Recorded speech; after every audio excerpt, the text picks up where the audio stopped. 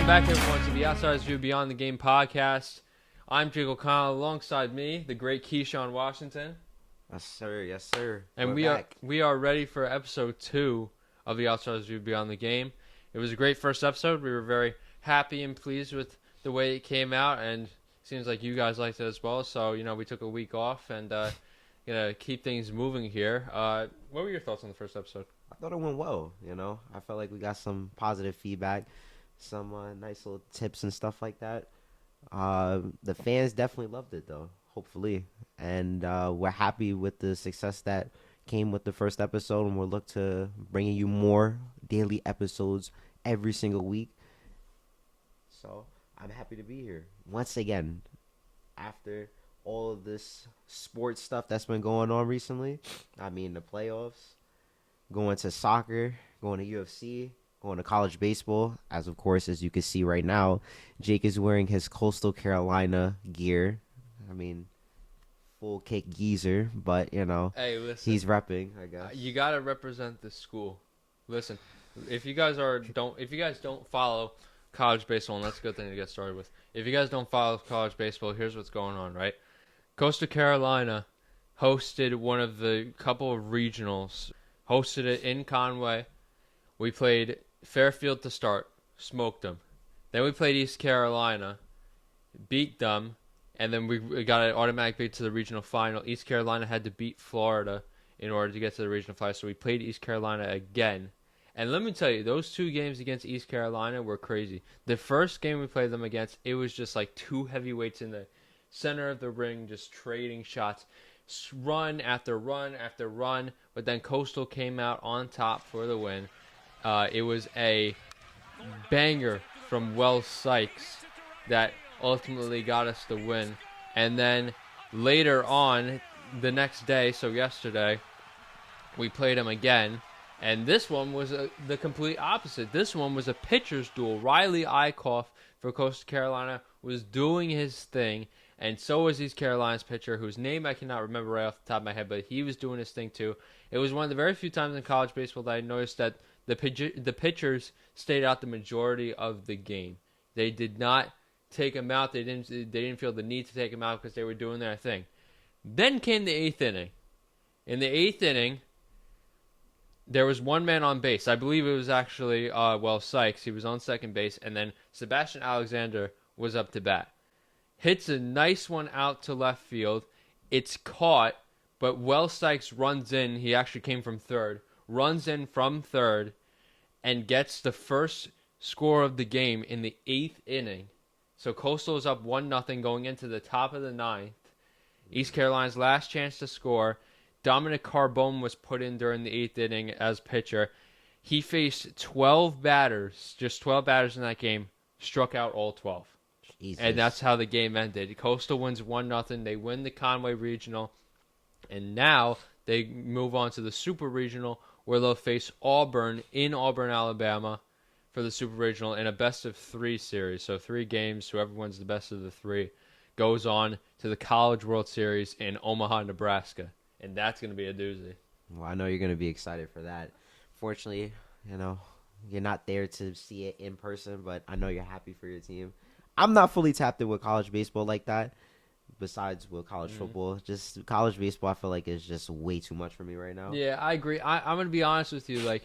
I didn't follow college baseball too much either before, but obviously Coastal Carolina, people don't realize baseball is like our big sport. We won the national championship in 2016 for baseball, and it's the only national championship Coastal Carolina holds in any sport. And also, that many say that 2016 national championship was the start of a whole new era at Coastal Carolina, because the very next day, that we were back in the Big South Conference back then. So the very next day after we won the national championship, we were invited to join the Sun Belt Conference, and we joined the Sun Belt Conference, and that kind of started everything. Football has pretty much made a bowl game appearance every year, almost every year since then. So not saying that we won all of them. I mean, it was a pretty rough one last time out in the Myrtle Beach Bowl against UTSA. That was a brutal watch. In your own bowl, by the way. But in all but to be fair, we were down 30 players. We lost 30 players to the transfer portal, including both of our starting quarterbacks. That was a really rough turn. No. No, listen, you have players on your team regardless. You got to win those games. No matter how much guys you're losing, you still got to win those games at the end Yeah, of the day. even overall, it was a really rough season. We started the season really well, 3-1. The only game that we lost was against Virginia, which I mean, give or take against an ACC side, you have to give It credit where it's happens. due. It But happens. then it just went downhill from there, back and forth, wins, losses. Ended up finishing the season 6-7, I believe. Oh, So, and the Jesus. only reason why we were in that bowl game to begin with was because we won our final game of the season against Georgia State to get bowl qualification because you need 6 wins in order to be bowl eligible. And I mean, I hope we would have beaten Georgia State because they were like 1-8. And that Yeah. was an away game. But yeah, Sunbelt Conference football is interesting because it's a lot of teams that I feel like could have the potential to fight at other levels, but at the same time just lose stupid games. They have no shot, like, in the bigger conferences, but, like, it's really just a mixture of, like, the underdogs mixed into one conference, pretty much. So it definitely brings a lot of entertaining football. But like you said, they just bring, like, a lot of, like, stupidity towards it as well, because it's like they just lose in weird ways. But I guess that's what makes this conference even better, is that you don't know what you're gonna get. And I feel like, but also saying that with college football is like you don't know what you're gonna get in any game. You could be the number one team in the country and then lose to like Appalachian State or Old Town Dominion. You don't know who you're gonna lose to at any time, any situation. So, what the Sun Belt especially though is just it's a fun conference to watch. Granted, but it's definitely a underdog conference to say the Oh yeah, least. no doubt. I mean, it's a group of 5 conference. So, I mean, them along with Conference USA, the MAC, Mountain West. Mountain West is a group of 5 conferences, or is it Power Yeah. 5? Yeah. So I mean, those kind of conferences are interesting to watch because, like you said, they're fun to watch because you don't really know what's going to happen entirely. But then, like, you know, if it's hard when you're a supporter in that conference because obviously I go to Coastal Carolina, um, and this I think the most electric Sun Belt game from this year, and it's pretty much the most electric Sun Belt game every year, is our games against App State, because traditionally we have a rivalry against App State. We play them every year, but for the majority of the time we just couldn't beat them. Like for a very long time since we had joined the Sun Belt Conference, like we just had a problem with beating them. They're a Carolina rival. They're up in Boone, North Carolina. Um, and, it's just one of those games that like you want to win, but we just couldn't. And then all of a sudden, like 3 years ago or 4 years ago, whenever we were, I think it was the 2021 season when we were nationally ranked and we were like on this crazy undefeated run. Um, I think that was when we beat them for the first time. It was in Boone, and Mm. then I think the following year we lost to them, but then every year since we beaten them because we won this year. It was a home game. It was Thursday night football, uh, on nationally broadcast on ESPN. Sports Center came out to Coastal Carolina's campus. I was there. It was an electric environment, and we won. I forgot what the final score was, but we ended up winning. I think by like 2 touchdowns or something like that. But that was one of the best environments I had ever been in. Like if we want to talk about college football as a whole, obviously the South and the Southeast is like where college football is most dominant, just because of the history of it. But many people argue like, what is the state for college football? People say it's, Louisiana, Alabama, Mississippi, whatever. California even. Yeah, even California. But like, if we're just talking specifically the South, but people leave South Carolina out a lot in that. And granted, I get it. Besides Clemson and South Carolina on a good year, you know, those are really the two dominant teams in South Carolina, and that's really it.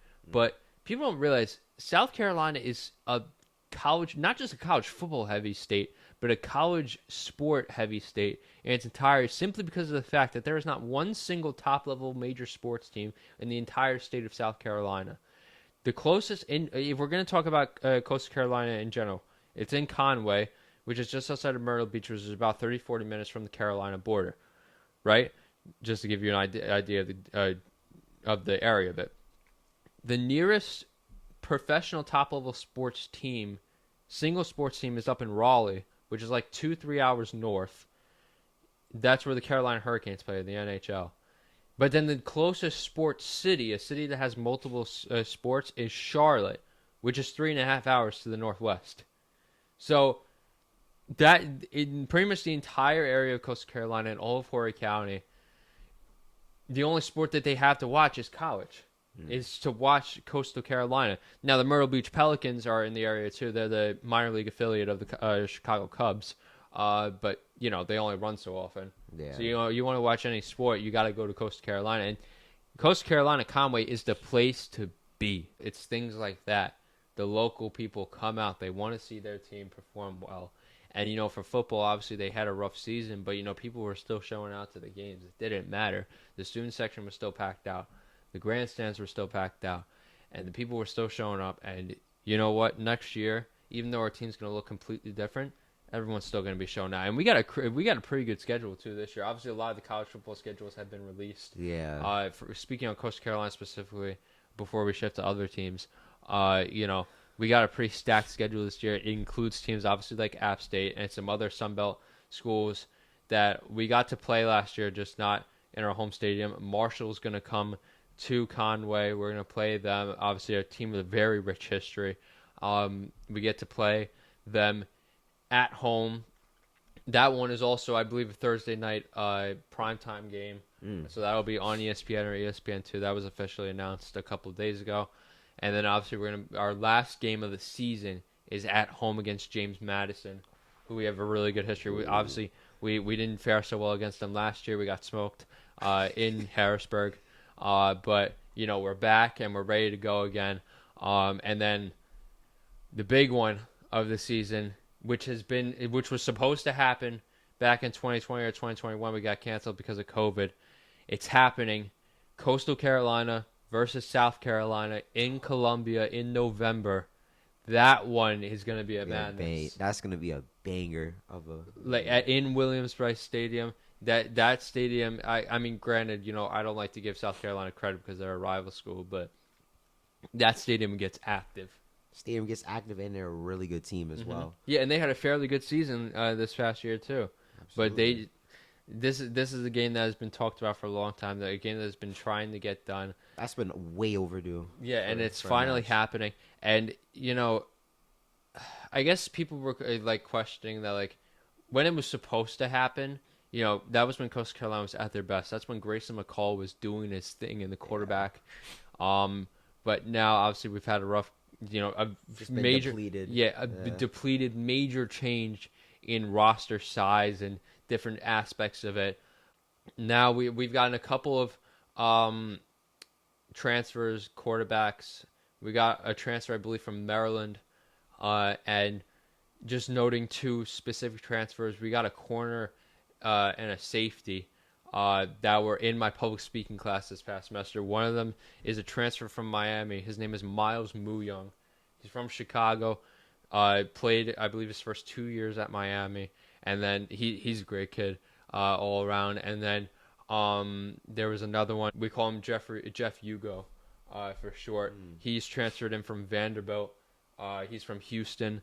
He's also a great guy.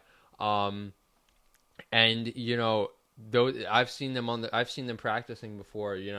Not just them, but a whole bunch of these other transfers and people who have obviously been here. If Coastal Carolina plays their cards right this season and they get their season started off right, I believe our first game of the season is at home against Charleston Southern.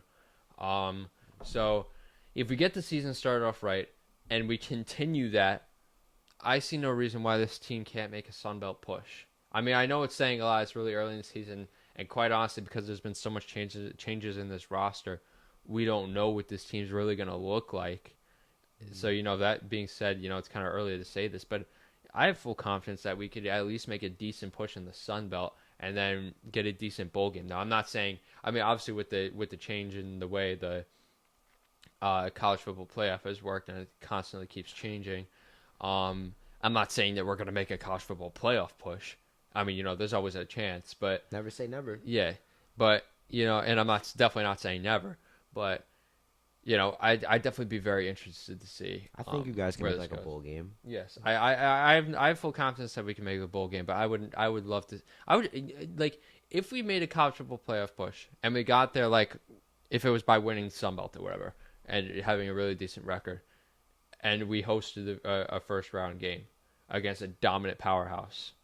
I mean, I doubt we would host it. We would probably go away to somebody, but Most likely, yeah. but regardless, like that would just be huge because we've never made the college football playoff before because obviously this whole thing of the expanded playoff format is only so new, and the only time we were ever so dominant to a point where we would have made a college football playoff was back in 2021, but obviously it was still a four team thing.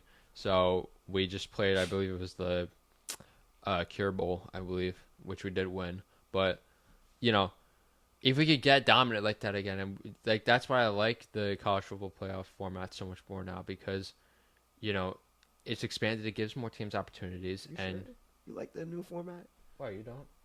I don't know. I feel like the format is just like too much now because they keep expanding it. It's just like 12 teams is enough. They talk about 16 now. It's just like I feel like they're just trying to keep opening more doors for these big schools that just narrowly miss out. It's just like at some point you just have to understand that 12 teams is fine. Not all 16 teams. Oh, because Bama didn't make it last year. Yeah, Georgia didn't make it. That might very well be like the committee's idea behind it, but then it's also the factor of it does give the smaller schools more opportunities. Of course, absolutely. And like, I think that if they do expand to 60 teams, I think that's where you're going to stop it. I think that should be good. 12 teams is fine. 60 teams, obviously gives more teams opportunities, but I think 16 is a good number to cut it off at. I think 12. I think 12 would be good enough. If they do expand it to 16, then don't do any more than that. Like, obviously, more than that would be ridiculous. No. Obviously, the finals have been set between Oklahoma City and Indiana, which definitely was not on my bingo card. But terrible predictions from us, by the way. Yeah. Oh my God, horrific. Actually, no, I did good. They won in 6. Indiana won in 6. Did they not? I mean, granted, I didn't get the Western Conference right at all, but Indiana won in 6. And I said that was going to happen. Well, that was just, I don't even know. I'm disappointed in Minnesota, especially. Now, granted, I don't like to see New York teams lose, but I had a little smirk on my face when. Oh, I was giggling.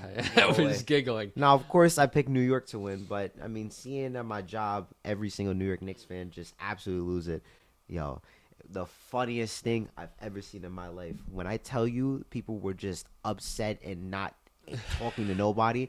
I had a bar guest, a regular who comes in, and his girl was calling him, and he kept declining her calls and saying, "Oh, she needs to stop calling me. I don't want to talk to nobody right now." They just got so butthurt. I mean, and I wanted to see them win, but it's like, geez, you can't win playing like that. So it was definitely a fun but also brutal experience having that. But nice little hate watch. Yeah, many people were saying that. I mean, obviously, that game 5 was interesting because Indiana had them on the ropes, and then they just didn't do anything. But then many people are arguing that they did it on purpose because they wanted to win in Indiana. And they did. Which, yeah, they did. I'm not saying that was the reason, but, they did. And Tyrese Halliburton is a dog. That whole team is just filled with dogs. Pascal Siakam is a dog. Like, everything, about Indiana. Rick Carlisle. He's one of the best coaching minds I've ever seen. And I'm really happy for the Hoosier State because that's a basketball city, a basketball state. Just a basketball state. I mean, besides Indiana College, but yeah, we're talking about sports and that's a basketball state, and it's a team that has had glimmers of success over the year, but hasn't been able to get much. And a big thing too, Reggie Miller, who is obviously the biggest name for Indiana. He's a commentator for TNT. RIP NBA on TNT, by the way. But he was one of the commentators on there, and he kept saying that he wants to see Tyrese do what he couldn't, and that's bring a championship to Indiana. Because in all the years that Reggie Miller played for Indiana and all the great things he did for them, he never brought him a championship. And he was on some good teams. It's just Chicago. Couldn't get past Chicago, and then when he got to the big stage, he just couldn't get it done. Yeah, which is unfortunate. But if there's any, I don't know. I feel like with this team now, they're going up against the Thunder, who've been playing great basketball this whole playoffs. I just feel like I don't know if they're going to get it done. Now, granted, they have the highest field goal percentage in basketball, but they're going up against the best defense in basketball. and the way how they shut down the entire Timberwolves roster from Ant all the way down to the bench. I mean, it was just they have matchups everywhere. They Right. have size everywhere. They have rebounding. They can shoot. They hustle. They're young, energetic. The Thunder, they are like the worst matchup that the Pacers could have asked for in this playoffs. Because if the Timberwolves moved on, I would have said the Pacers would have won or have a good chance. But going up against the Thunder, I just feel like it's just a stylistic, just bad matchup all around. Bad matchup as in it's going to be a blowout. Bad matchup as in I feel like nation. Thunder may take this in 6. Thunder in 6. Honestly, I don't know. I just don't know in general because I mean, these are They're like two deep rosters. they're two but deep rosters, and like I said, I like OKC because of the vibe of the team. They're like an AAU team in my eyes, and Shea's a dog. You have the but- reigning MVP. You have two guys coming off of first team all defense. Mm-hmm. You have Chet. You have Isaiah Hartenstein, J-Dub. You got Carson Wallace. I mean, this team is stacked. You got Caruso coming off the bench or playing starting minutes. I as well. always love Caruso. I mean, the whole team, they could shoot and they could defend. And then if they have SGA who opens it up for them. So this team stylistically matching up against the Pacers, there's not one matchup that I could see the Pacers winning. I mean, besides maybe at like the point guard, but that's just going to be a battle all around. But the Thunder definitely have the best chance in my eyes to win this whole thing. Yeah, well, the team's got a few days off. The first game of the NBA Finals is on Thursday, June 5th, in Oklahoma City. So the first two games will be in OKC. That'll definitely be beneficial for OKC. And Thank God Minnesota. I mean, I don't ever want to see them go deep into the playoffs again. They disappointed me yeah, mightily. I'm not gonna lie, I did expect more out of Minnesota. They just couldn't get anything started from start to finish. And once I seen Ant struggling to shoot, I mean, he had one game where he dropped 14 points. I forgot which game it was, but 14 from your star player, and you couldn't even win. I mean, you need him to consistently drop like 30 points a night. Randall couldn't get anything done. McDaniels, Conley. I mean, the whole team just couldn't get nothing done offensively. Anything that they tried to do, the Thunder had an answer to it. It was really, really tough seeing them play basketball the whole series. And the same thing with the Knicks. I mean, the Knicks, they were like one of the favorites, the biggest favorites to go all the way to the finals. They could not shoot. They could not shoot for nothing. The Pacers were just lighting them up. Three-pointer, inside, three-pointer. The problem with the Knicks is this three-point percentage that they have. They can't shoot. They need somebody like a Grayson Allen to come off the bench and give them a spark. They don't have that. Now, granted, they have defense on their bench, but their bench is not that deep. So it was going to be a struggle for them to have no shooters and expect these guys with this small bench to just come off and make an impact. So, and then you also have Cat struggling on defense. Jalen Brunson trying to play hero ball. They had the obvious fouls that they were having issues with. It was just a whole mess from that Knicks team from start to finish. So it was a disappointment from them, especially because I picked them to obviously go through. But I expected more from them, to be honest with you. Yeah, and they had a couple of key misses at the free throw line as well that I believe lost them one of those first couple of games. But yeah, disappointing. It was good to see the next run, but I mean, what are you gonna do in typical New York fashion? the biggest question is, what are you going to do next if you're the Knicks? I mean, do you trade this roster to go after Giannis, or do you just try to go for a little bit more bench pieces? Because I wouldn't be mad at the bench pieces. In fact, I don't think that. I mean, there's a lot of teams after Giannis right now, but I just don't think that I don't think they need to. I think if they just fill up their bench a little bit, Cat kind of fills that position. he does, but he misses the defensive presence, which is fine. But it's like sometimes it's like you want a little bit more from a guy like Cat, especially with the money that he's on. You want him to just fill in that need a little bit, two sides of the ball. Now, granted, he could do great on offense, but defensively, he needs to put in a little bit more work. That's been a constant trend with him throughout his career is that his defense is not the greatest. I would say they should just go after a shooter. I know some Knicks fans are saying that they want to trade for Giannis, but if you trade for Giannis, it's not going to change anything. Yeah, and everybody wants Giannis right now because they know he's on the block. Yeah, it's the only thing Hell, that's the going to Nets do. want to trade for him. God, okay, well, that's just delusional. Hey, I mean, I no, that's just not going to happen. If anything, he'll go to like the Spurs or the Rockets or I don't even know. well, he still might go to the Mavs, like we were saying in the last episode. They might He's trade not that going pick. to the. He's not going to I the I Mavs. literally I opened ESPN. He's not Let me going show to you. the Mavs. I opened ESPN. The first article I see is 3 potential Cooper Flag trades to the Mavericks that they might not immediately reject. He's not going to the Mavs. No, no. That's just a worse position that he's already in. Why should he go to the Mavs? I mean, Well, the Mavs is the first pick. so yeah, but like if you trade, what are you gonna trade for him? Well, they Anthony want Davis? like we were saying they wanted to trade the first pick to get Giannis. Kyrie's not even guaranteed to even come back. He's a player option. So even if you trade for Giannis, you have to guarantee that Kyrie's gonna come back. And we already know how Kyrie is, saying he wants to stay and then he'll leave. So he'll probably try to go for more money or a long-term deal. Trading for Giannis is just gonna deplete your roster even more. You don't have a championship window. So might as well just take Cooper Flag, build it out, build around him, and then just call it a day. Let some other team trade for him. There's other teams out there that would make more sense than the Mavericks.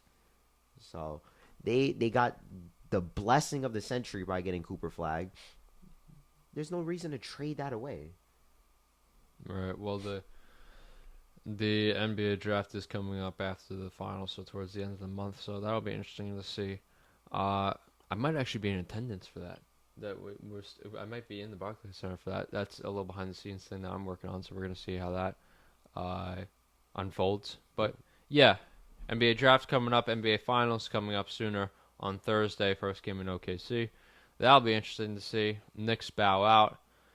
It is what it is. I could have called that. Small smirk on my face. But moving on from basketball, just to lightly touch on some upcoming events. UFC 316, Merab versus Sugar Sean O'Malley. We're getting so this close weekend. to this. It is on Saturday. And Juliana Pena is on the undercard. Co-main event against Kayla Harrison. And I believe the winner of this is going to fight Amanda Nunes, who's been teasing and saying that she would most likely unretire to go take her belt back.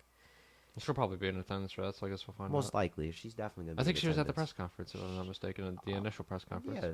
She made it a brief appearance. She's made appearances to those title fights with Juliana Pena. Oh, she was at the last fight because she got inducted into the Hall of Fame. Yeah, so I definitely think she'll be there just to see who wins. Because they've both been interested in fighting her, which is granted. I mean, she's the greatest women's MMA fighter of all time, so who would not want to fight her? So I'm just excited for this card. The card is going to be interesting. Now, of course, granted, O'Malley is fighting Merab, as I'd already displaced my unsatisfaction with that fight. But I think it's going to be a good fight all around. Now, the card itself, besides the co-main and the main event, I don't know. I don't feel it too much.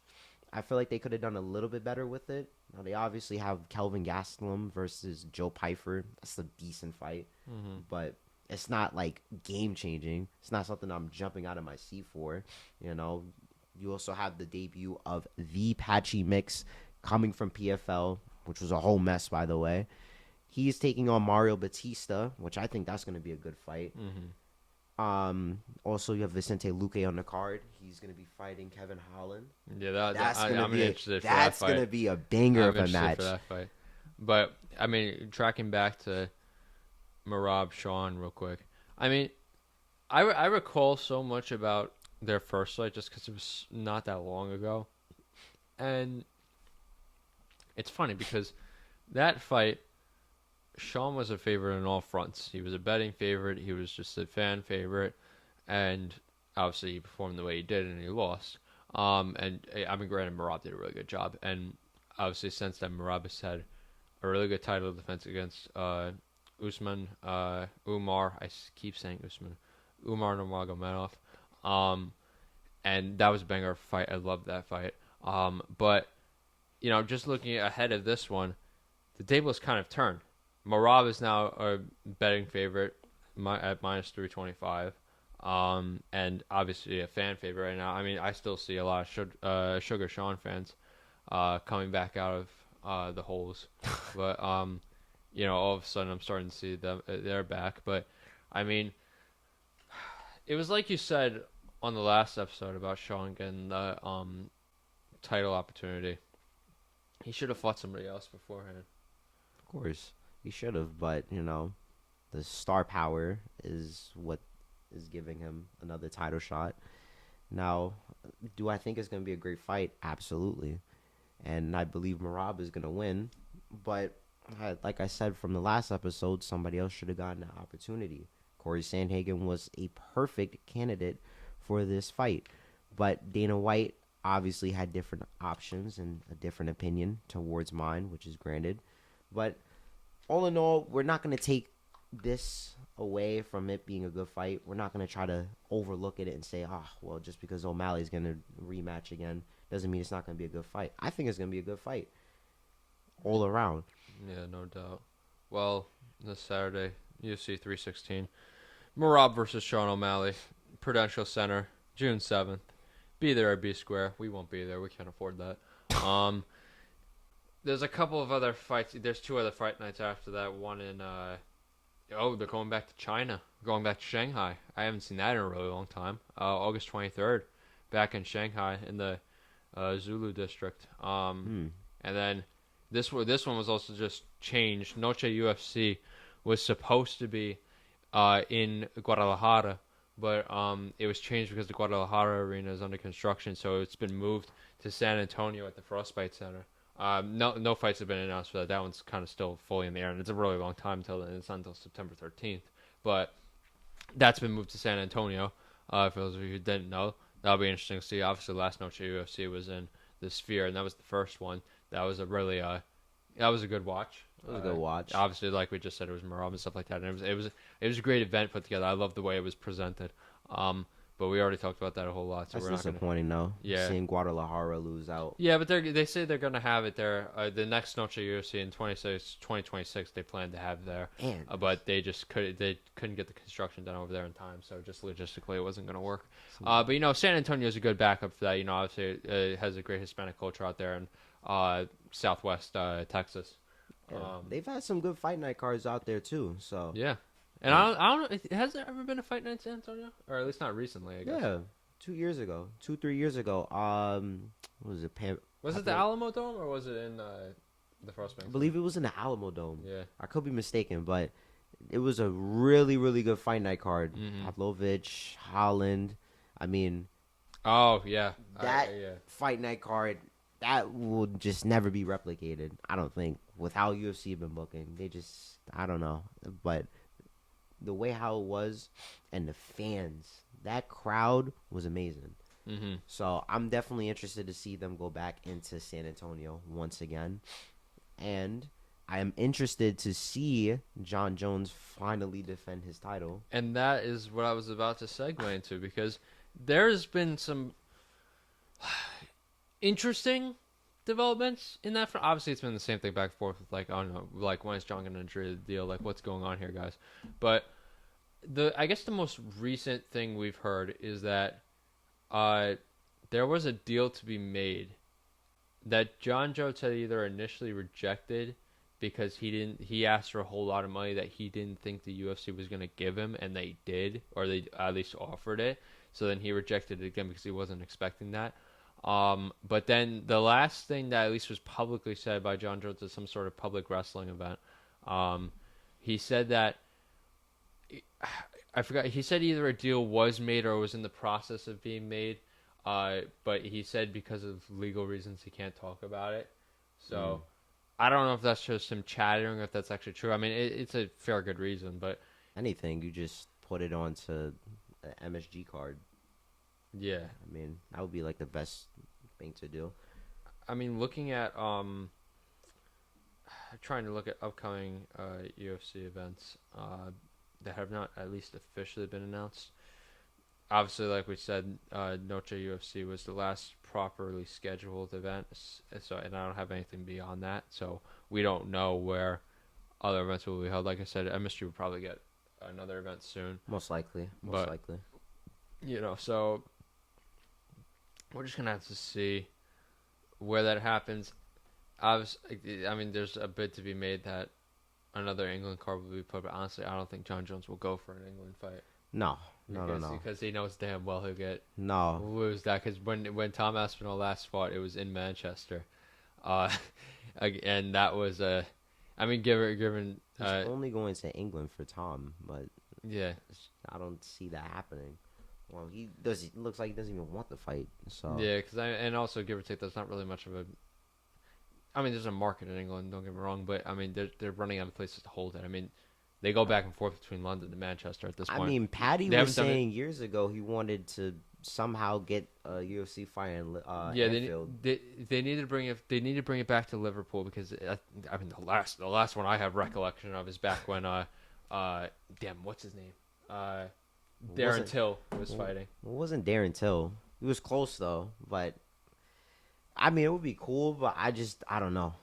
Seeing the UFC have a venue in a stadium like Liverpool where it's just not a dome, it's not an inside stadium, it's an outdoor. I don't know. They've never done that. Yeah, so, and Dana White's really hesitant on doing it. He said he really doesn't want to do it. They really haven't done that. So you would have to get some major star power, like another Connor, to get a type of venue like that. Yeah, because then that's when Dublin would be going crazy when they had the 3 Arena, or back then it was known as the O2 Dublin. But that's and give or take, that's a small arena. In fact, that's more of a performing arts venue than it is a fighting arena. Like, it's only 3-sided, I'm pretty sure. But they were going crazy in there. And speaking on the topic of potential UFC event locations, because I completely forgot I had this on my sidebar. There is a deal to be made that there are many places in the world that have not received fights yet, or that haven't received a fight in a really long time that should get them. Or any places on your mind that could potentially host a UFC event in the future, or at least should? Georgia's number one. I mean, they have a lot of fighters. Obviously, they have Topuria, they have Merab, they have Roman Dolidze. Mm-hmm. So you have 3 guys already that's in the UFC, and you also have Topuria's brother as well. Mm-hmm. You have 4 guys that are in the UFC right now that are well known. 3 of them are ranked. 1 is a prospect. You could use the Georgian fan base, and you could use your fighters that you have right now, and you can elevate that venue. Now, do I think it's going to happen anytime soon? No. Yeah. But I will love it. I will absolutely love it. Especially if Topuria becomes champ, you should bring it. It's a necessity to bring it over to Georgia.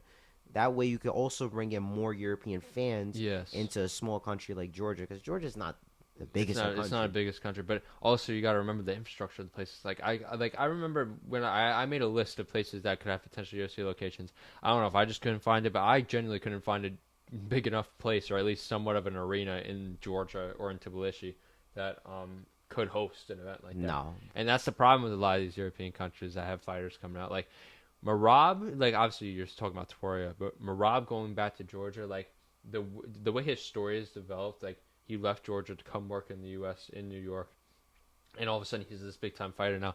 He could go back to the country where it all started for him as a champion. Like that would be huge. And like when he first won the belt, the scenes that were going, he went back to the capital city, Tbilisi, in Georgia. The scenes that were going on for him when he went back was insane. Like, no, it's just those fans are just nuts. They go crazy for the representation, the people that represent them constantly. Mm-hmm. Hold their flag with pride. You will want to bring that. You will want to put a venue there. You will want to have a UFC even fight. If it was just a temporary arena or whatever, just for that. Like, that would be sick. And, I guess we might as well just go down this list of potential venues. Starting with first, a place that I personally, I thought about this before I found more on it. I think this is really untalked about how much the Netherlands. Obviously, it's not a crazy big market. Obviously, De Ridder is probably, I guess, the biggest name from the Netherlands right now in the UFC. But there is a fight to be made in that market. They have hosted a fight night before. It was in 2018. It was in Rotterdam. I forgot who headlined it, but it was in 2018 in Rotterdam. But there's never been one in Amsterdam, which is like obviously the big city in the Netherlands. They had the Ziggo Dome, which is a 17,000 seater stadium. That's perfect for a fight night, and it's a great arena. I've looked into it too. Jeez. Like I focused a lot on like infrastructure of like arenas and stuff like that when I'm thinking about having potential events being hosted wherever. Obviously, I focused that a lot on stadiums, but I was looking at the Ziggo Dome. The Ziggo Dome's it's right next to the Johan Cruyff Arena, where Ajax plays.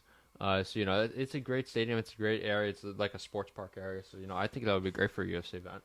That would be great, but the problem with Dana is that he has issues with going to Europe. He's been so caught up with the U.S. because it's been just the main place for him, and besides Canada also in England. Yeah, but it's also difficult to get those. You have to go through licensing and all the process to get to have an actual venue, and you have to time it because of course you have other concerts and stuff that happen out there. Yeah, and then you also got, of course, the regulations with the local authorities as far as the fighters are concerned. And like we said, you need the market. You need the market. Like De Ridder is the only Dutch ranked fighter in the UFC right now. Yeah, the only one that's ranked. So if he loses to Whitaker, now granted, you also could use other European fighters, but you would want the people from that country to represent the fight night card and headline it around them, not just other countries. Now, it would be great for also more televised, to get more heads onto them, build more fan base with them, but you will want the people to represent the country. You will want those people like De Ridder.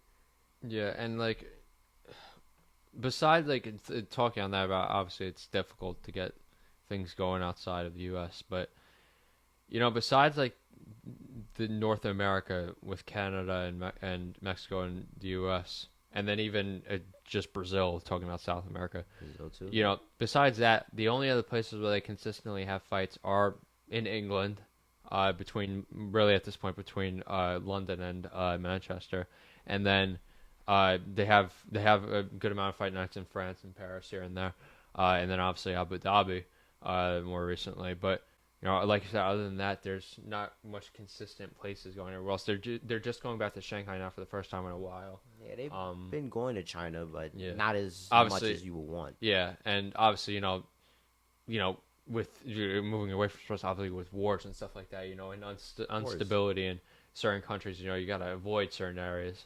But just certain places, it would just be talking about Madrid, for example. Spain in general. Yes, and in Spain in general.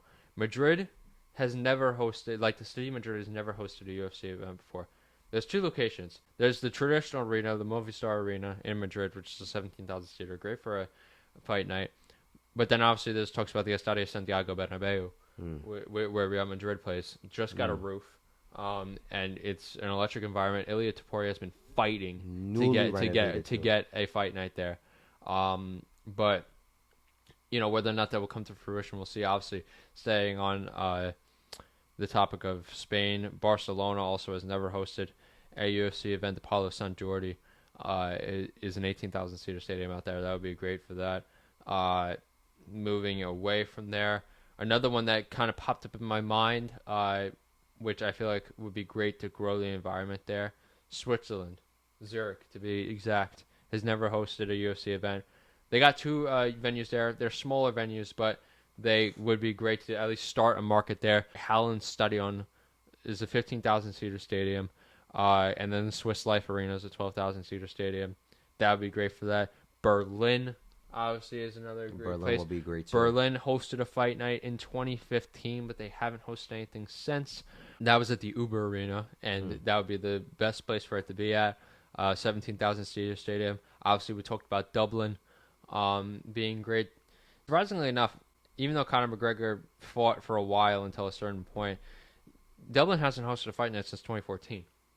It was McGregor versus Beraldo. Well, that Beraldo, was when he yeah. was first coming up too. Yeah, and He I wasn't remember that even fight. ranked. I watched that fight back a couple times, and I watched the walkout of that. That was when he had the singer of that song that he always walks out to. May she rest in peace. She was singing live, and then that was one of the very few times that Dana White actually let live performances happen, because Dana White has always been, it says publicly always, he's always been against like the fighters having their own walkouts as far as like extra things going on, because he doesn't like it to be boxing. Oh no, when she sung, it was when he was fighting for the interim championship. Not his. No, fight she night. did it twice though. She did it twice. But the recent one she had was when was at Mendes.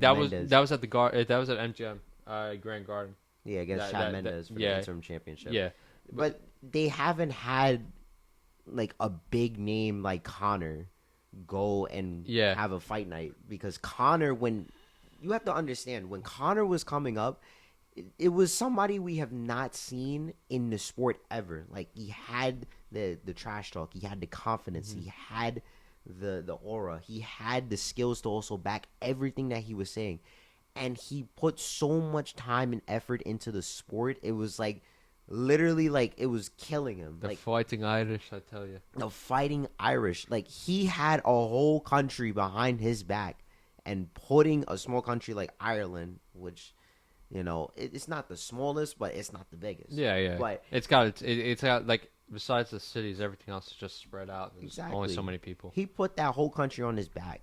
There's not a fighter right now, or probably ever, who will have the star power like him, and like probably ever. I mean, the closest we're getting from Ireland is Ian Gary, and Ian Gary. And I've said multiple times, he fights on the Irish flag, but he is more Brazilian than anything else. Yeah, so I don't even claim him. I don't even claim it.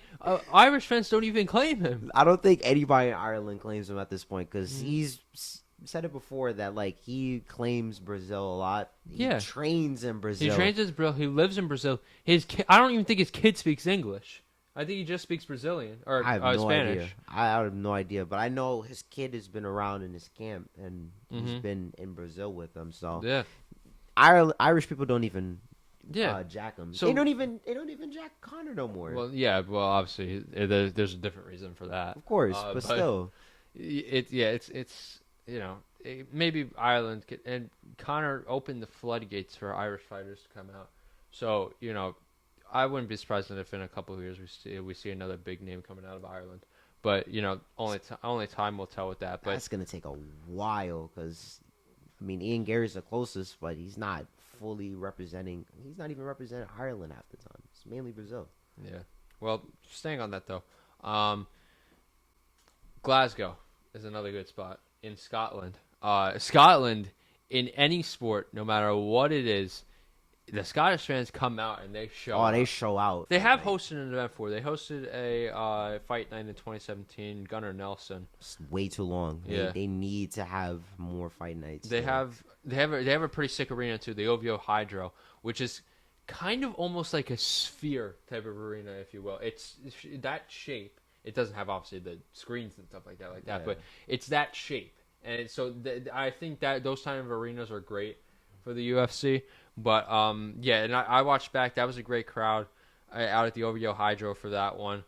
And, you know, I think that would be just great. Now, who I would want to see on that card, I mean... Well, the main one from Scotland that they have representing is Paul Craig. Of course. He's not greatest, but he definitely gets wins, and he's definitely around there. It's just, like I said before, it's so hard to get the notoriety for them if there's not enough or big names representing the country. Like I said with Conor, I mean, Conor literally was bringing the whole country behind his back just for a fight night card. Fight night. Fight nights are not even supposed to be like anything too crazy. It's only supposed to be for like building up. That was a top madness. That was madness. Absolute. Like, from the press conference on, like I think I can find more highlights of the press conference than I can of the fight. Not even that. Like, you have to go also to when he was on World Tour versus when he was facing Aldo. They went to Ireland, oh my, the crowd was insane. It obviously was pro Connor, but they were not quiet from the minute he walked onto that stage until he got off that stage, and they were still going crazy. So of course I will want to see these countries like Georgia, like I want to see Spain, Scotland, Ireland, Switzerland, Germany. I would want to see even Portugal. I would love to see these countries have. Yeah, Portugal's one that we haven't mentioned much. Yeah, like these countries, it would be nice to have them get some more representation with UFC, but it's not gonna be, anything easy if one, you don't have anybody big enough to represent it. Because if you did, you would get more opportunities. I mean, they just started going to France like more recently because they have a lot of French fighters coming up in the system. Moving back to the States at this point, a couple places who haven't hosted anything in a while. And honestly, a couple of these places are places I didn't even realize had hosted stuff before. And there were some pretty interesting fights. But stopping off with Dallas, they hosted UFC 277, Pena versus Nunes 2, in July of 2022 at the American Airlines Center. That's a while ago. Yeah, and like you said, Texas in general is a huge fight market. So obviously Houston has hosted a couple, but yeah, Dallas hasn't hosted anything in a while. So the American Airlines Center would be something good. This was interesting because I didn't know this was hosted here. Detroit hasn't hosted anything since 2017, but it was 218 Holloway versus Aldo 2 at the Little Caesars Arena in December of 17. That's also a 20,000 seater stadium ballpark. Odd. Oh. That would be interesting as well. And then moving down a little bit, Indianapolis, this was also interesting. Indianapolis hasn't hosted anything since 2013. They hosted a fight night back in 2013. That was at the Gainbridge Fieldhouse. That would be interesting to see. Brooklyn hasn't seen anything in a really long time. I'd love to see a fight night come back to the Barclays Center. Obviously Khabib fought there before. The whole incident between Khabib and Conor happened there. Start of a beautiful rivalry. Honestly, if anything, that was probably the highlight more than any of the fights ever there. It's a bigger highlight than your Nets. Yeah. So. All right. You know what? There's no need for shots like that. I just had to throw that in.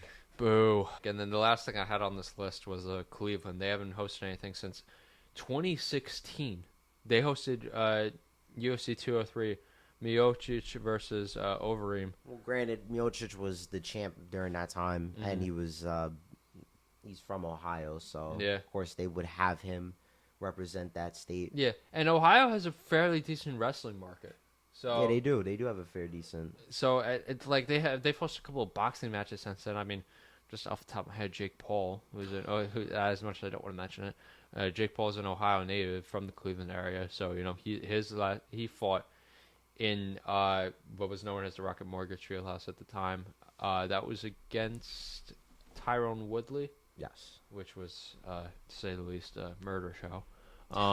But, oh my god, that knockout was ridiculous. But I'm not going to get into the whole, it's rigged topic right now. We'll save that for another time. Yeah, because that's a topic. But, yeah, it's now the Rocket Arena. But it's over 19,000 seats. It would be a great place for a UFC event. There's so much, but I feel like they're not going to get to it right now because they're just comfortable with the areas that they have as of now. But definitely, like, in a couple years, it should be, like, expanded, like, a lot more than what they have now. But I don't think it's going to happen anytime soon. I wish it would, but no, it's just not. Sometimes I watch back, like, national games every once in a while, and I watched Scotland versus Ireland. I didn't even have to watch the game. Before I even watched the game, I watched their national anthem. But it's one of my favorite national anthems. And, bro, they belt that out. And I think Irish people belt out the Ireland's call. And I can tell you that word for word. But I think they belt that out. Scottish fans, they belt that out. Like, they go nuts. And it's so great with the bagpipes too. Both Ireland and Scotland have that. The bagpipes are crazy. That's what makes them. Yeah, and I first kind of heard Scotland's national anthem for the first time during the World Cup. Or no, not the World Cup. During the Euros. Euros, yeah. Yeah, during the Euros in Germany, and they played. I forgot who they played against, but whatever game they played, I watched it and like they belted that out, bro. It was great to see. I I have a very soft spot for national anthems, and honestly, the U.S. national anthem is great, and when we belt it out, it's great. But it can't compare to some of these other national anthems. No, because the thing is it's what the people. Yeah, make yeah, it. yeah. Like they pour their hearts Mm-hmm. and soul into it. Yeah. Now I'm not saying Not that yeah, people we in don't. We're not America- saying we don't. we but- don't. But like when you hear how the Europeans sing their national anthems, just like man, they really go like full in and out just for their national anthem. Yeah, so we you have know our it's gonna moments, be great too. crowds. We do have our moments. But yeah, on that, like, and the other thing I like about that too is that like, most of the time, like, the people will have like for our national anthems a lot, we'll have like guest singers come out and sing them, right? Or just like somebody from the crowd will come out and sing, and that's always great. In Europe, they don't even need that because they just they belt it out so loud that it's the people singing is louder than the actual person singing it, Yeah. which is crazy. Speaking of which, we have also more news with the best sport in all of America, baseball. You know, baseball season has been real interesting to watch, to say the least. I mean, of course, our teams are doing really good. Yes, they are. Well, nobody cares about the Yankees. Well, but no, we did smoke you guys. nobody But, you know, cares about the Yankees. Yeah, okay? nobody cares about the Mets either. But you know, Everybody loves the that's Mets. Listen, we are going just- all Beat the Mets. we are going all the way. Okay, this year is gonna be a year. You're Now, going. You guys are going all the way. I'm delusional. Yes, I Okay, know. so I have to. Well, we're both Arsenal fans. so we If know there's what that's like. there's delusion, there is hope, my friend. Okay, so you have to believe. Okay, you have to believe, and I believe in my team, and I believe that we can definitely. I make believe it. in my team too, but I mean, there's more belief in that. That's justified than it is with yours. But you know. What? I wouldn't say all that. Okay. Well, speaking of which, baseball has been real entertaining to say the least. I mean, all the World Series favorites have been obviously rocking. You have the Yankees, of course. Won against the Dodgers last night, even though we got smoked the night before. That's okay. We were down 10-2 in the second inning. I don't know how the hell that happened. I don't. That game was just. It was. I don't know. That game was just fun to watch. Yes, but it was fun to watch. Yeah. It was fun. The Dodgers one was embarrassing. Mm-hmm. The surpriser for this season is the Tigers. The Tigers, I mean, granted, they had a very good season last year, making a nice little playoff run. Mm-hmm. But they're now first in the AL Central. Now, AL Central is obviously not good. It's not the best of divisions. But it's still competitive enough where you have the Guardians as well. And then you have the best team in baseball, the White Sox. Jokes only. AL Central. Yeah, I have a friend who's from West Side Chicago, who's a fan of Don't say White Sox. the fan of the White Sox.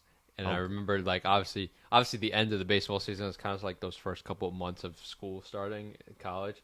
I just remember watching the depression on his face What? when they hit 100 losses. What in his right mind made him want to become a White Sox fan? I don't I understand. didn't ask. I mean, When you're right, my made you want to become a Mets fan. There's two teams here. David Wright, Jose Reyes. Come on now. First. Why not? What? That's like asking me why I would want to be a Yankees fan.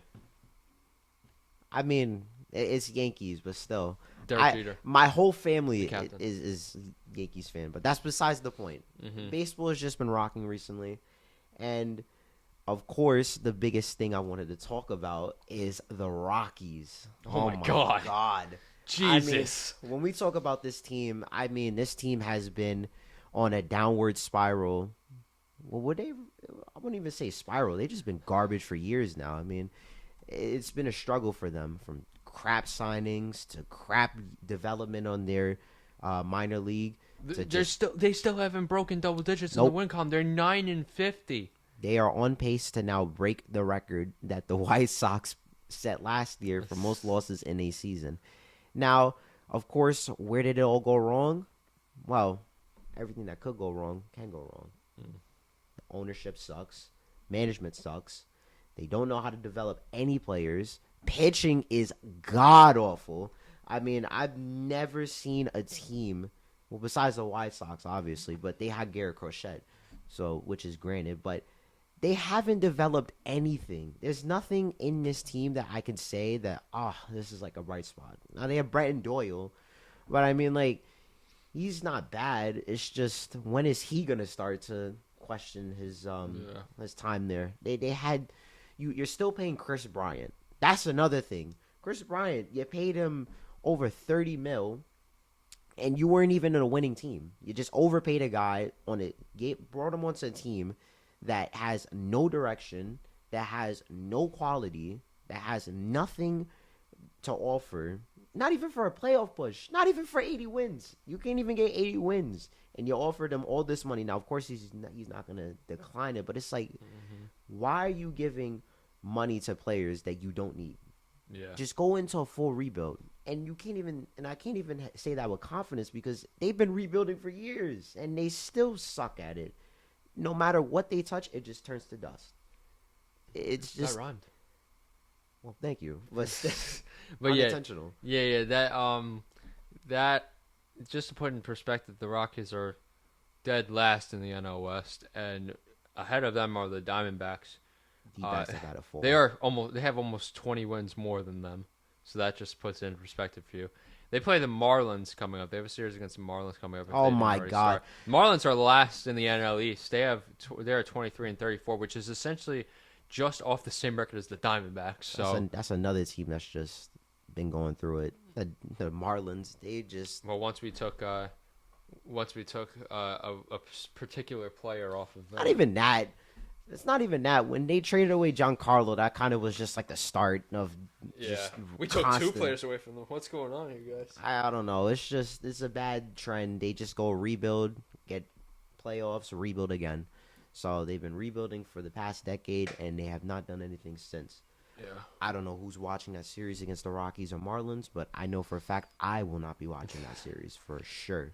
It's just comedy. But with that being said, I mean, the whole race for the World Series is going to be interesting. Now, of course, you have the Dodgers, which is going to be the favorite. I mean, they ruined baseball. I mean, I'm not going to say my Mets ruined baseball. I think we're doing really good. But the Dodgers have the right to just claim. I wanted that Subway Series last year, bro. You guys actually disappointed All right, me. well, listen. You guys very much disappointed me last year. I understand that, we had some technicalities and things that didn't go our way. Okay, you don't have to remind me. I mean, to be fair, we lost to the Dodgers too, so it's okay. But still. But listen, we started the year off so bad last season. You have to understand. Okay, we were going through a really bad time where we just couldn't hit. Our pitchers sucked.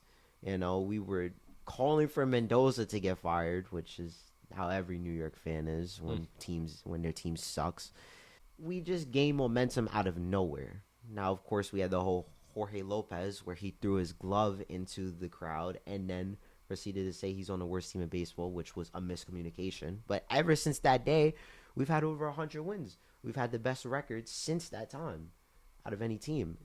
And we built off of it by having, obviously, Juan Soto. We had the offseason that we've had. And we've also had some issue with, not issues, but we also retooled with the pitching as well. And I think that now, with how my roster looks, with this team, I think we could go all the way. But, of course, we have the Dodgers we have to worry about, like I said. And not only that, we have to worry about the NL East because you obviously have the Phillies who still are lurking behind us. You have somewhat the Braves. The Braves have been going through some injuries and some also bad players as well. But I can't discredit the Braves because the Braves, they always give us trouble. And then the Nationals, I mean, they also give us troubles as well. So yeah, the Yankees also give you troubles too. Okay, well, I'm not talking about the NL. Well, I am talking about them. I'm not talking about the AL. I'm not talking about the Yankees. I know. I'm talking about the NL in general. I just had to remind you. All right, well, thanks. I appreciate that. Always talking about my team.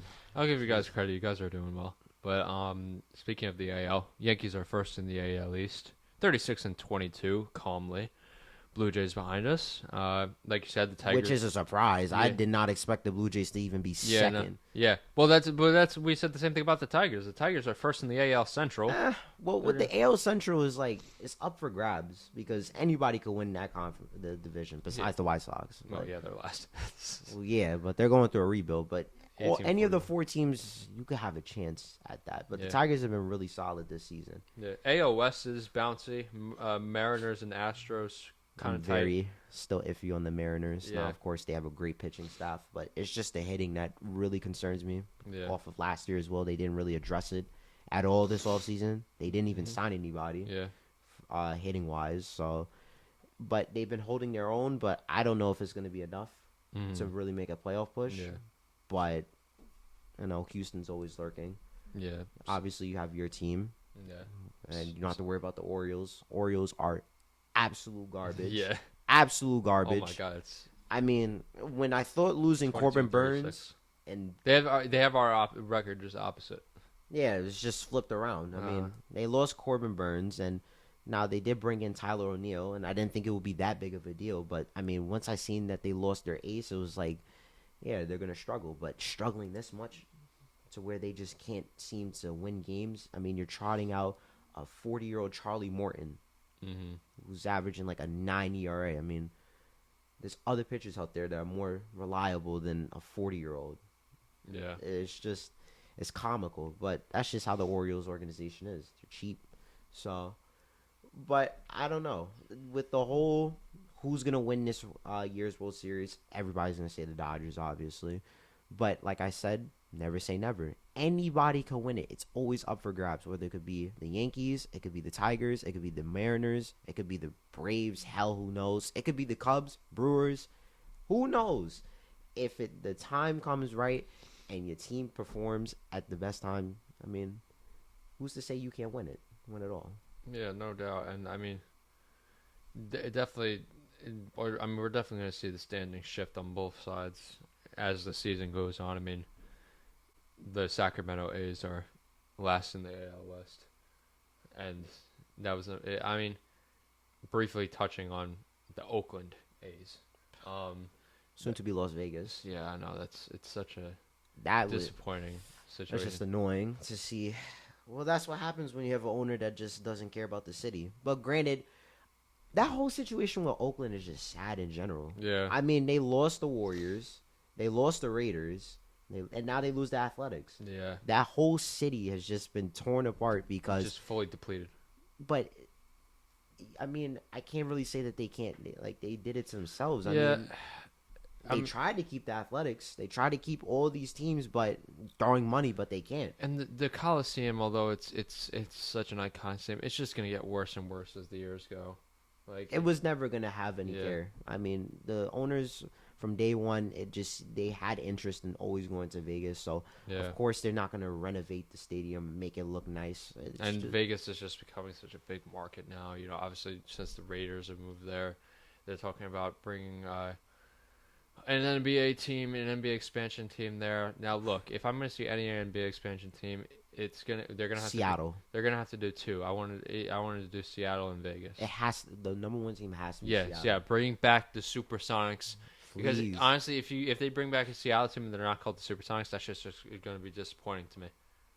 And they're going to play in the Conf Arena, which is a great arena. It's fully the Supersonics in the WNBA have been playing there. It's great for basketball, and they had in NBA. I think it was like a summer like preseason thing there not too long ago. Yeah. And the crowd was bumping, and they were shouting Supersonics, Supersonics. KD came back to that. I think he was on the Nets around that time. So he came back to that crowd, and he obviously was saying how he wants the Supersonics to be. And he said it in multiple interviews. He wants the Supersonics to be a team again. Of course, when he was drafted, he wasn't a Thunder. He was originally a Supersonic. Yeah. So it's a historical franchise. Yeah. I mean, of course, they didn't win any titles or nothing, but it's obviously a historic city with a historic basketball culture who wants to have another their basketball team back, and their arena is still up. So it's not like you're gonna have to make a new stadium. No, they've specifically said they'll use the stadium. It's the same arena. It's the same arena. It's just been renovated over years. It used to be like the KeyBank Center or something like that. Now it's Climate Pledge Arena, but it's still as great as it's ever been. This is great. It's still a world class arena. But I mean, yeah, we want to see the Supersonics come back. I wouldn't be mad at seeing a Las Vegas basketball team. I mean, there's a million arenas in Las Vegas. Obviously, I'd want to see them play their games at T-Mobile Arena, where the UFC usually plays their games. That would be nice. But if anything, they could put them in Michelob Ultra Arena, where the WNBA team plays out there, and then the U.S. national team plays a lot of exhibition games there. Obviously, there's MGM Grand Garden, although I doubt they'll put an NBA team in a they had an All-Star game years ago. Yeah. For All-Star game in Vegas. It was All-Star game, and I think what happened was like there was some issues after the game. There was like apparently like a lot of violence that went on, so it kind of shifted the NBA away towards bringing a basketball market into Vegas. Yeah. But now I feel like it's a perfect opportunity. You got a lot of sports teams coming to Vegas, and the culture is definitely bringing. It's a big market, very big market. So you can't just say, "Oh, well, it's like Seattle." Seattle's like a mid-level market. Yeah. It's perfect for a basketball team. But, of course, I would want to see the Supersonics have their team first just because of nostalgia and because it's more deserving for them. I mean, who wouldn't want to see the Supersonics after all? Yeah, and I mean, definitely something to look out for because, I mean, Commissioner Adam Silver has said multiple times publicly that they are looking into the idea of bringing an expansion team, and it would most likely be that they bring 2 expansion teams. But, if they were to do like Vegas and Seattle, for example, that would mean adding 2 more teams to the West, and you would have to take 2 teams out of the West and put them in the East to balance it out. In that case, that would make sense to me because if you do that, then you could take Memphis out of the Western Conference because that makes no sense to me. And then who is the other one that is in the Western Conference that makes no sense to me? Somebody else that's like in that area. New Orleans. That makes no sense to me. New Orleans and Memphis moving into the Eastern. That would make more sense to me. That would be because then you move them and then you add the 2. You just replace them with the 2 expansion teams. That would be perfect. It would be weird. It would be weird at first, but it makes more sense. Because why the hell is New Orleans in the Western Conference? You got to balance things out. Yeah. At the end of the day, it's probably what it came down to. But I mean, look, it's going to happen eventually. An expansion team will be brought. It's just a matter of time. But I guess we're just going to have to see what happens and how long it takes. But, I mean, it's going to be interesting to see. The NBA is going to be interested to see what happens with the finals, obviously, and then what happens with the draft coming up. But, yeah, it's all about time. We're just going to have to wait and see. And, so... Wait and see. Yeah. But moving along from the NBA for a second here, just to shift back to... European football, if you will, soccer. Season's officially over. We were talking about how we wanted, because obviously that was 2 weeks ago, we were talking about how we wanted Manchester United to win the Euro League instead Europa of League. Yeah, the Europa instead League. Of Spurs Yeah. And how'd that go, Keyshawn? I don't want to talk about it. I don't really either. I just Spurs won 1-0, guys. Not happy. Well, now, and of course, me and him have been getting ridiculed by our friends about Spurs winning Europa League before Arsenal.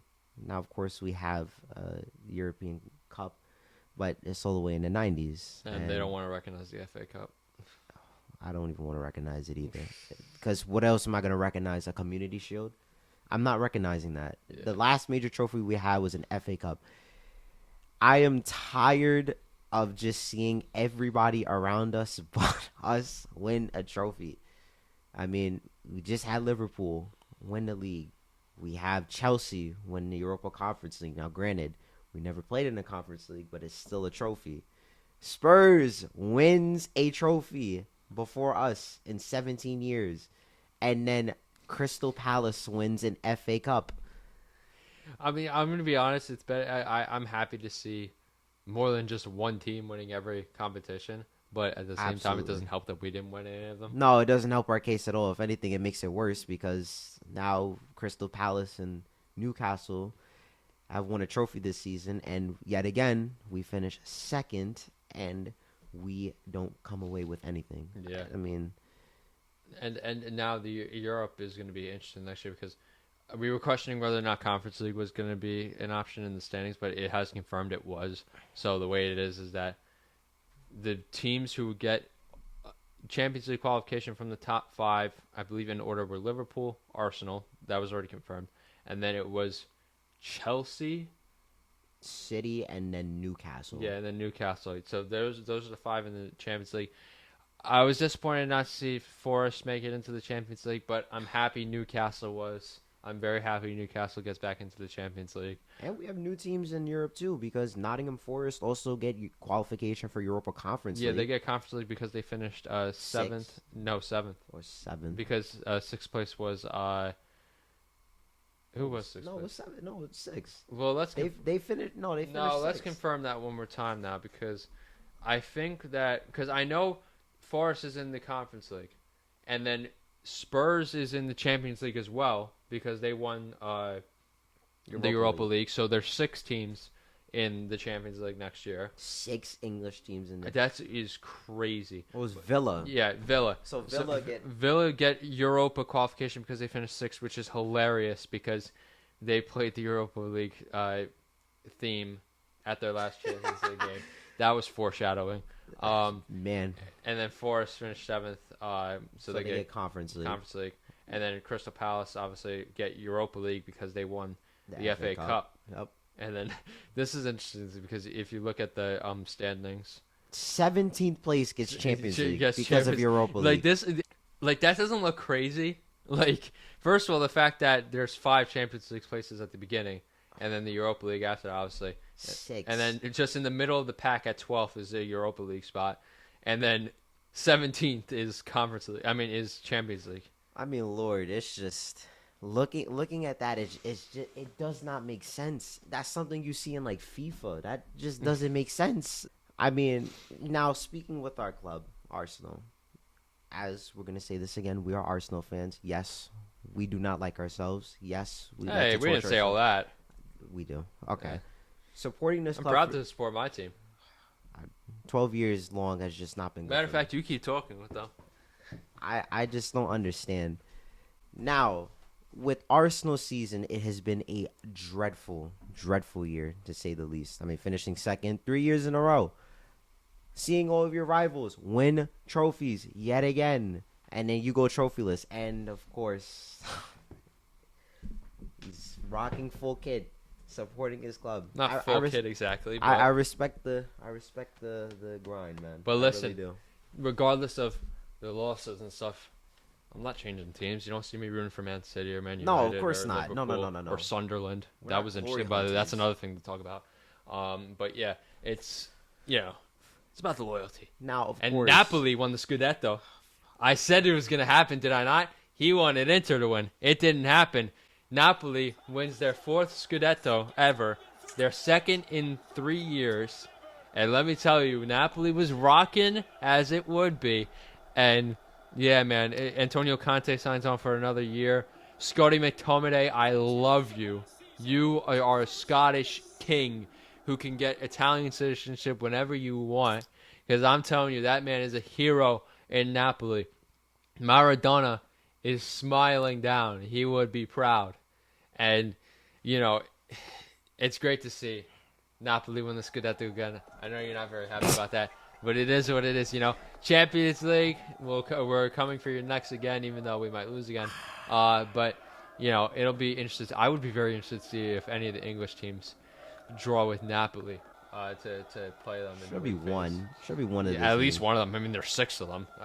It's got to be one, but... that if Arsenal play Napoli, I'm going to be at a tear.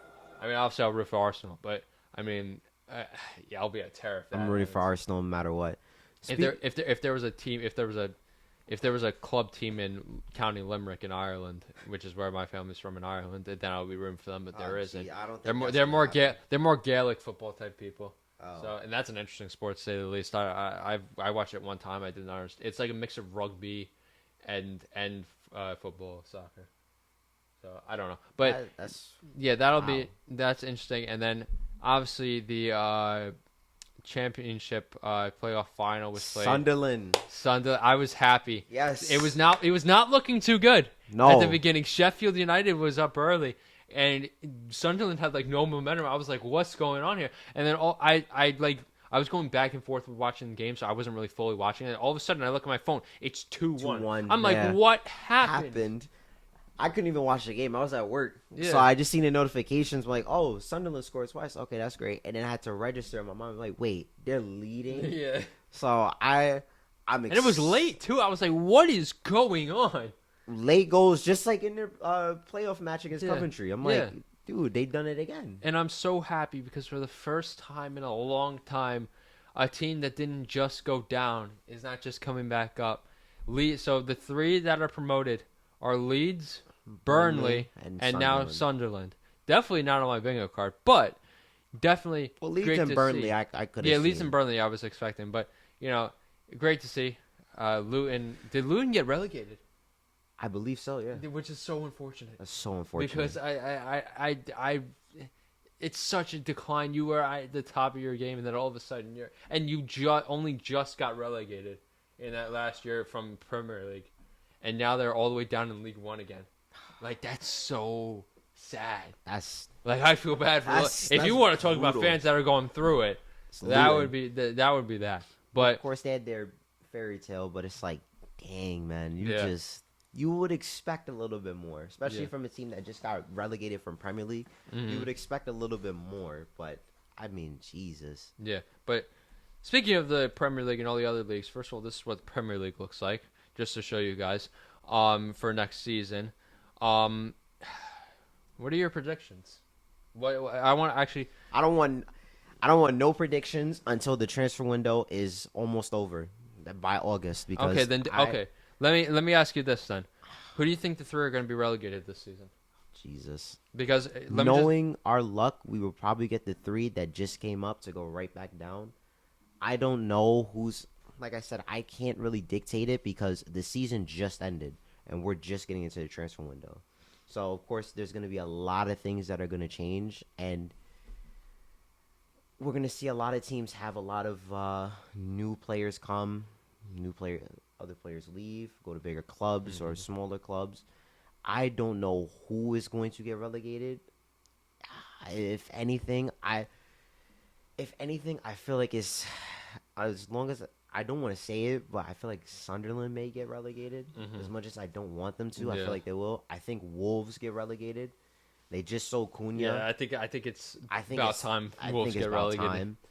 And then the third team is just, man. I'd probably say either Burnley or Leeds. One of the two. Yeah, I mean, I think Leeds will hold their own. Burnley, I don't know. Yeah, I'd agree with that. They're very defensive, but it's not gonna. I don't know. That's just not gonna work in the Prem against clubs like City, Arsenal, Liverpool, Villa, Newcastle. So I just don't. I don't see that working for them.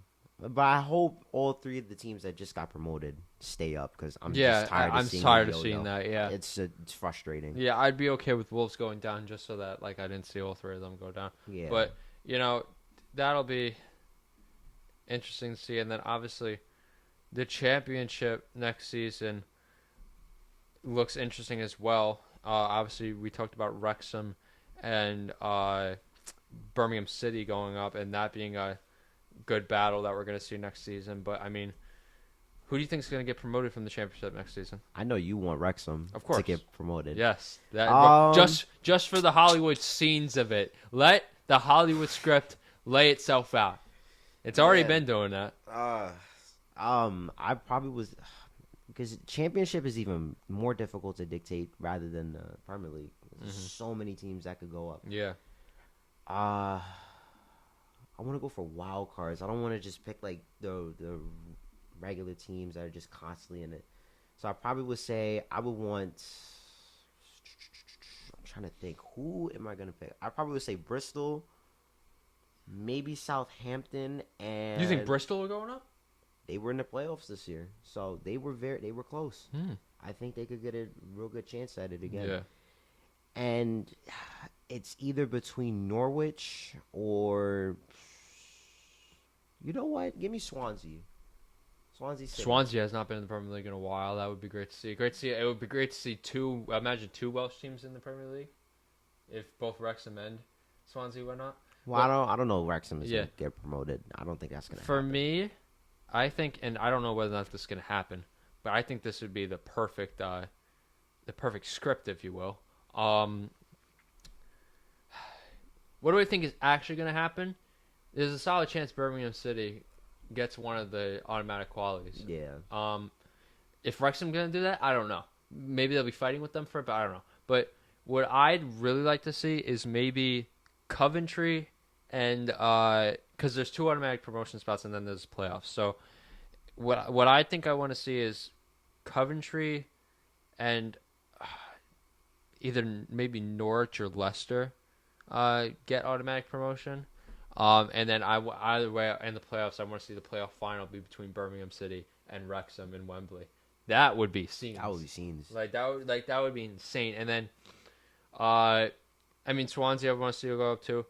Portsmouth just got they were in League One for a while, but now they're in the Championship. I'd like to see Portsmouth go up to the another team that hasn't been in the Premier in a while is Blackburn. Really, Yeah. Blackburn, that's and they got a another rich team. history with it too, with the Premier League. Yep, they have a rich history. So it's like, I would just want to see teams that just haven't been in at all, or just haven't been there in a long time. Yeah, rather than just yo-yo clubs. Yeah, and then as far as teams that will get relegated from the Championship, I mean, I don't watch Championship enough to really know this, but I mean, maybe Oxford go down, and then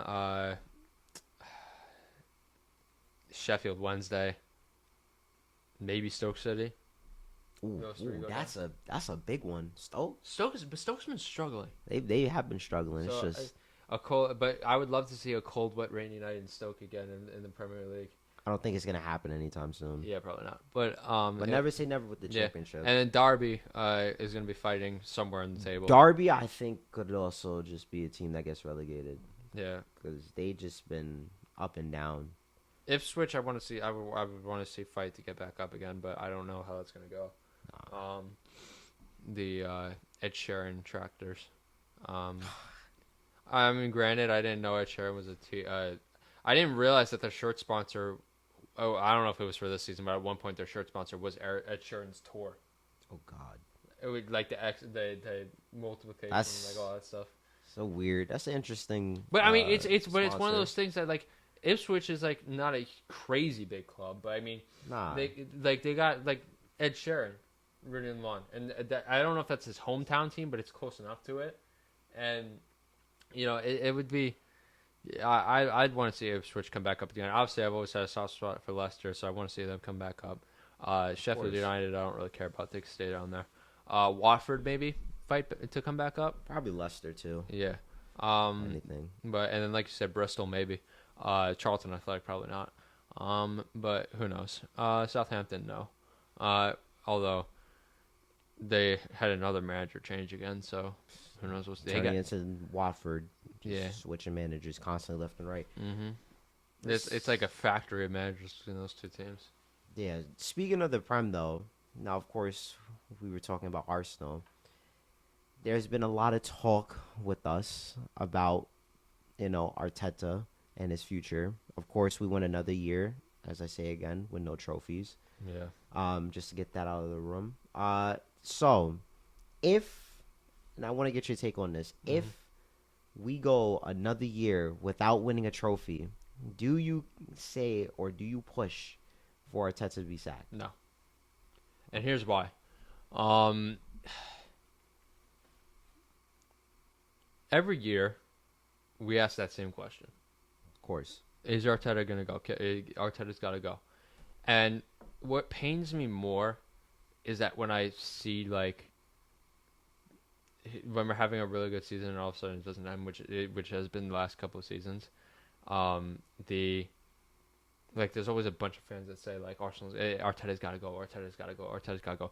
And yes, if you have the constant thing each season where you have the same result every year, obviously that question is going to be buried and it's going to be asked more and more. Right. But Now, personally, I have a soft spot for Arteta because I really like him. I think he's a great manager. He's a great mind. He has a great coaching staff. Of course, he definitely does have a Yes. good coaching staff. Now, but if he should be sacked, I don't think so because I mean, look back at where you got to look back at where we came from, where when Arteta came in. Obviously, Arsene Wenger was on his way out, and then obviously Unai Emery came in, and those couple years of the club around COVID and all that stuff was just god awful years, and every year since Arteta has come on, we have gotten better. You can't say that we haven't. Every year we have gotten better, and I want to talk about particularly. I think it was the 2022-23 season when Amazon did the Prime Video series All or Nothing on Arsenal. It was around that time frame. Around that time. So, yeah. So I watched that, and that was around the time I first started watching, like truly watching Arsenal. And I'm gonna be fully honest, because like I said, I didn't watch football much before then. That was the whole reason why I became an Arsenal fan, because of Mikel Arteta. Because I watched what was going on behind the scenes and his ideas. He is people don't think about this stuff. He's the one that brought North London Forever to Arsenal. He is the reason we have a club anthem, and that, and then just he's constantly lifting up the team. He's constantly calling on the supporters to continue to support us. Mikel Arteta has the answers. We just have to wait for our time. Now, how much time does he have left if we continue to do this each season? I'd say if this happens another 2 seasons in a row, the Cronkies might say it's time to go. But if that does happen, who do you replace him with? That's always a question that lingers in my mind. Because that's the part that pissed me off about when fans were calling for a job in the middle of the season. Who the hell are you going to replace him with? Especially that is going to make it season. Any better. Yeah. Constantly saying that with people.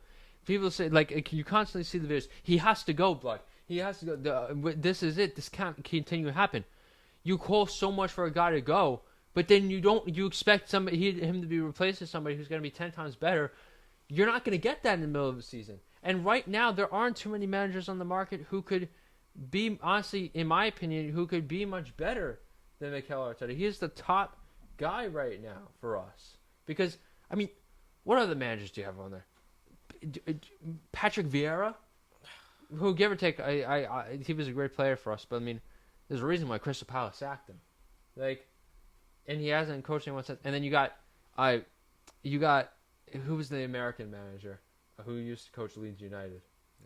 Jesse Marsh. Jesse Marsh. He's still around. He's been in Italy for a while. I think he's been an anchor for somebody. But who do you replace him with? Roy Hodgins is retired. He's done.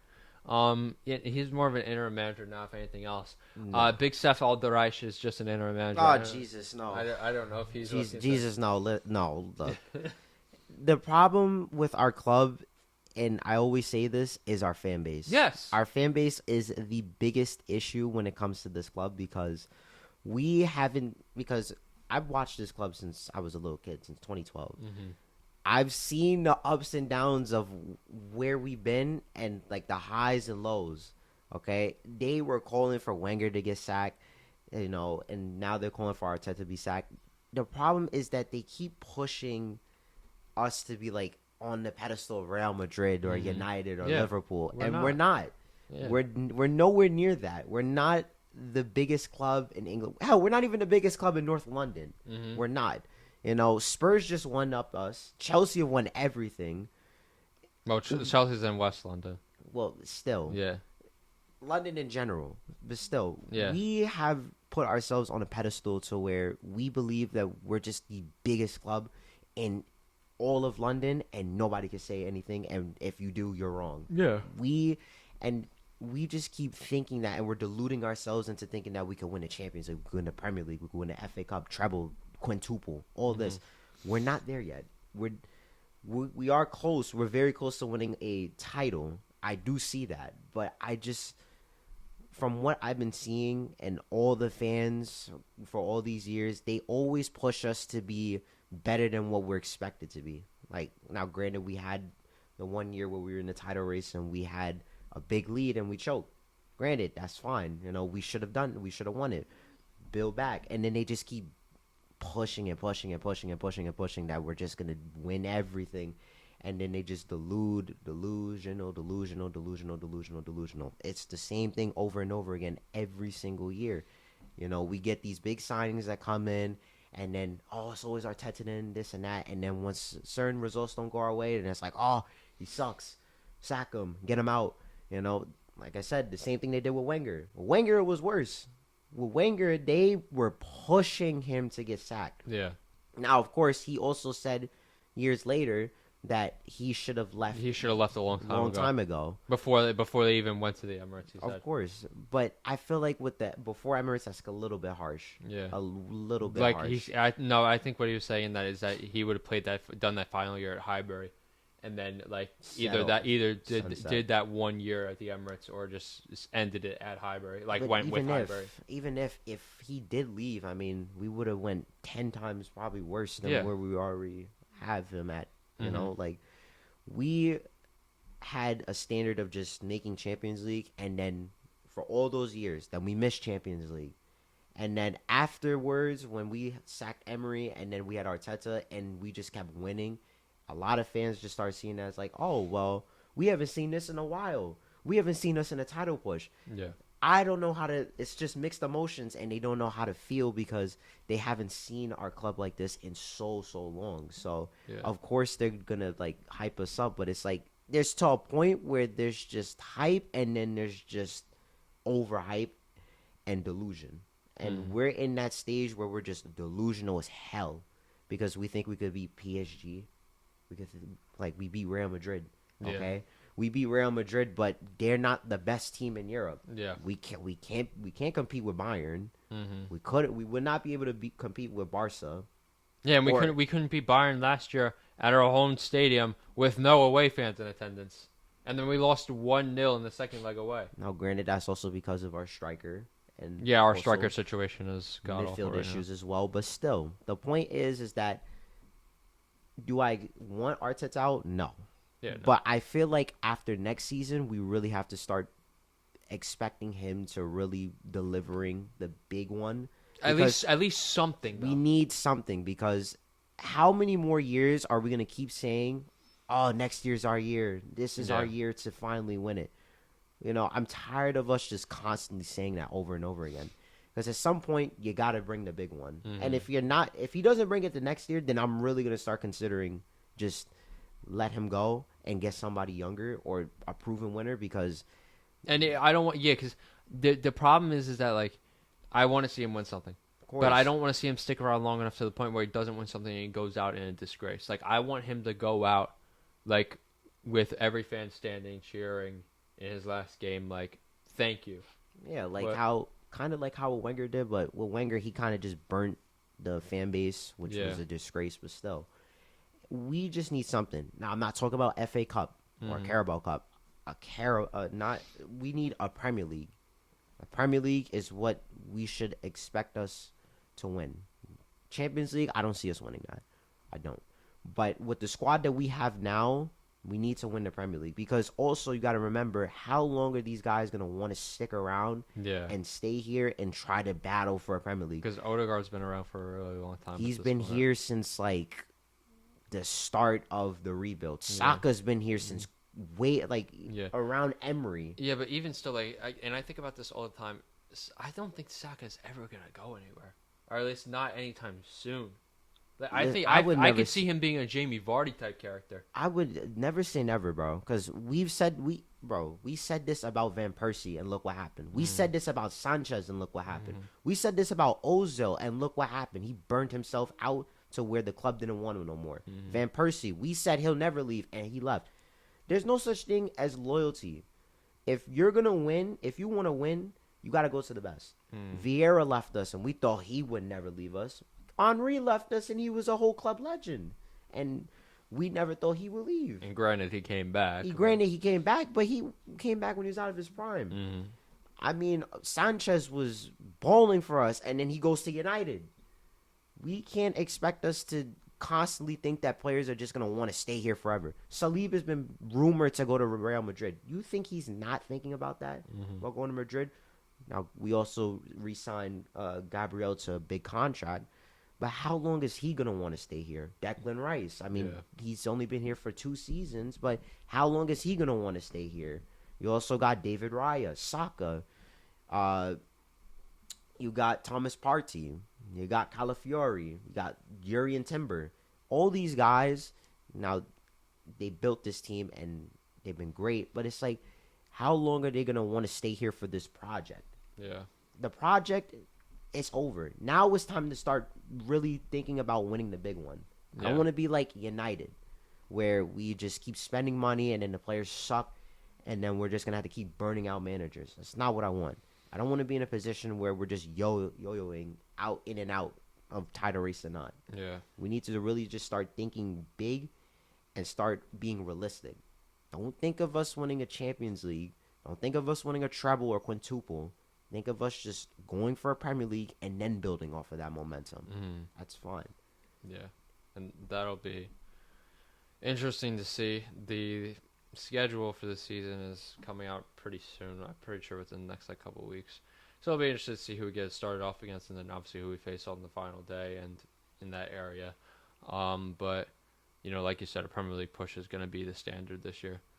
So I think that we could do it if we fix the lingering issues that may be. Striker. I think a big problem with why we had the problems with why we had the problems that we did this last season was because of the fact that we didn't buy anybody when the opportunities that came, or at least nobody in those positions. So I'd like to see us actually buy some people. There's a lot of rooms out there of different players right now that we could be purchasing this summer that I want to see come to fruition. So, we got to see if that's going to happen.